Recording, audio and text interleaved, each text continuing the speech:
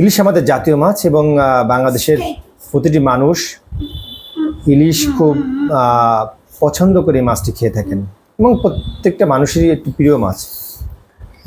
তো বিগত শেখ হাসিনা সরকারের সময় যখন ইলিশ মাছ কিনতে যেতাম, মাছের বিক্রেতা খুব চড়া দাম চাইতেন। তো বলতাম মাছের দাম এত বেশি কেন? তখন ওনারা বলতেন যে মাছ তো সব ভারতে চলে যাচ্ছে, দাম তো বেশি হবে। এবং এইভাবেই আসলে বিগত সময়টা আমরা পার করে এসেছি। যখনই মাছ কিনতে গিয়েছি, মাছ বিক্রেতায় দাম বেশি থাকার কারণ হিসেবে এই কথাটি বলতেন, মাছ তো সব ভারতে চলে যাচ্ছে, এই জন্যই দাম বেশি। যা হোক, শেখ হাসিনার সময় শেষ হলো, ডক্টর ইউনূসের নেতৃত্বাধীন বর্তমান সরকার দায়িত্ব নিলেন এবং এই সরকার আসার পর আমাদের মৎস্য প্রাণী সম্পদের যে উপদেষ্টা ফরিদা আক্তার ইলিশ মাছ ভারতে রপ্তানি না করার ব্যাপারে সিদ্ধান্ত নিলেন এবং এটি শুনে খুবই আশাবাদী হলাম আমরা যে না, এখন নিশ্চয়ই আমরা বেশ সুলভ মূল্যে মাছ খেতে পারবো। যাই হোক, এই ঘটনার ডক্টর ইউনূস আসার পর আবারও মাছের বাজারে গিয়েছি এবং এবারও দেখি যে মাছের দাম অনেক বেশি, খুব চড়া।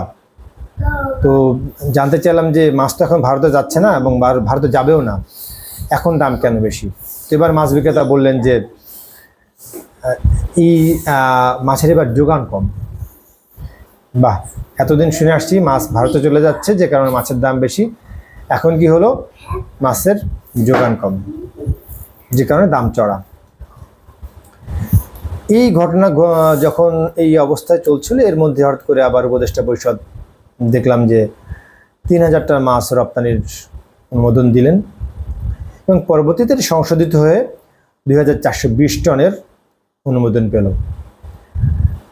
এবং এই যে মাছ, সেই মাছের প্রথম যে চালান সেটি গতকাল আমাদের বেনাপোল দিয়ে ভারতে প্রবেশ করে এবং এই প্রথম চালানে ২৫ টন ইলিশ মাছ ভারতে যায়। এবং এই ঘটনা নিয়ে আমাদের প্রথম আলো পত্রিকায় একটি সংবাদ প্রকাশিত হয় এবং তারা বলছে যে গতকাল প্রথম চালানটি যায় এবং এই চালানের প্রতি কেজি ইলিশের দাম ধরা হয়েছে ১১৮০ টাকা।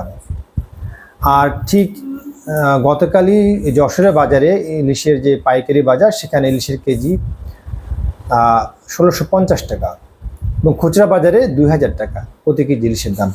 অর্থাৎ ভারতে যে মাছ তারা মানে ১২০০ টাকার মতো তারা কেজিতে কিনতে পারবে, আমরা সেই মাছটি আমরা ২,০০০ টাকায় কিনতে হবে। ভাগ্যের কি নির্মম পরিহাস, বাংলাদেশ এই অঞ্চলে ইলিশ মাছ উৎপাদনের অন্যতম প্রধান দেশ। বছরে আমরা ৫,৭১,০০০ টন ইলিশ মাছ উৎপাদন করি। সেই দেশের মানুষ ইলিশ মাছের কেজি কিনে খাবেন ২,০০০ টাকায়, আর ভারতে তারা ১১৮০ টাকায় প্রতি কেজি ইলিশের দাম নির্ধারণ করা হয়েছে এবং এই দামে ভারতে যাচ্ছে।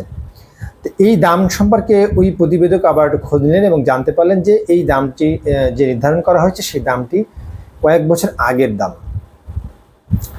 আমাদের উপদেষ্টা রেজওয়ান হাসান মাছ বিক্রির যে অনুমোদন দেওয়া হয়, এরপর এটি নিয়ে বেশ সমালোচনা হয়। তখন তিনি বলেছেন যে আমরা তো মাছ উপহার হিসেবে দিচ্ছি না, আমরা এটা রপ্তানি করছি এবং সেখান থেকে টাকা আয় হচ্ছে।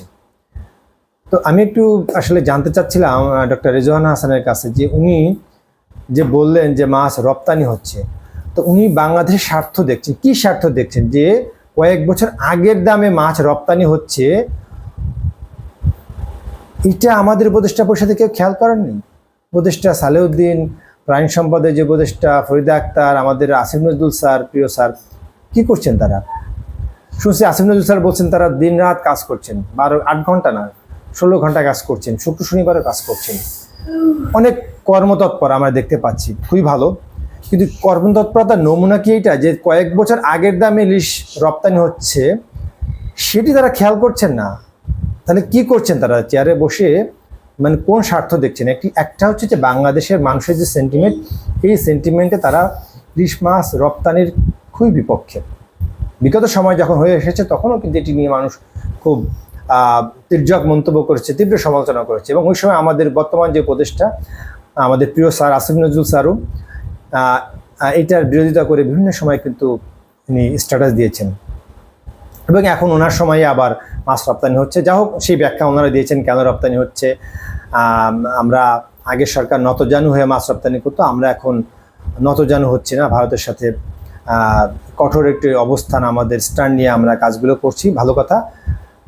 দিন শেষে হচ্ছে যে আসলে ওনারা তো দিনরাত কাজ করছেন, শুক্র শনিবার কাজ করছেন, কিন্তু ফলাফল কি, মানে কয়েক বছর আগের দামে ভারতে মাছ যাচ্ছে এবং আমরা 2000 টাকা দিয়ে মাছ কিনে খাচ্ছি, আর ওনারা কিনছেন 1180 টাকায়। আসলে সত্যি কথা বলতে ডক্টর ইউনূস সরকারের কাছে আমাদের অনেক প্রত্যাশা, অনেক অনেক প্রত্যাশা।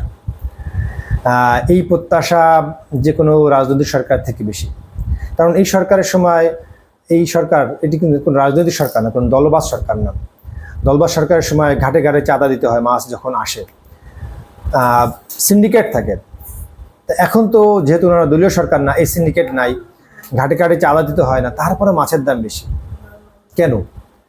আমরা এই ইলিশ মাছ যেটি আমাদের জাতীয় মাছ, সেটি কি সুলভ মূল্যে, সাশ্রয়ী মূল্যে কখনোই আর খেতে পারবো না? খুবই একটু অবাক করার বিষয়। যা হোক, এত কিছুর পরও আমরা আশাবাদী ডক্টর ইউনূস স্যার মাছের যে বাজার, সেই বাজারে একটু নজর রাখবেন, মনিটরিং করবেন, যাতে এই মাছ আমাদের প্রত্যেকটি সাধারণ মানুষ সাশ্রয়ী বা সুলভ মূল্যে খেতে পারেন। সবাই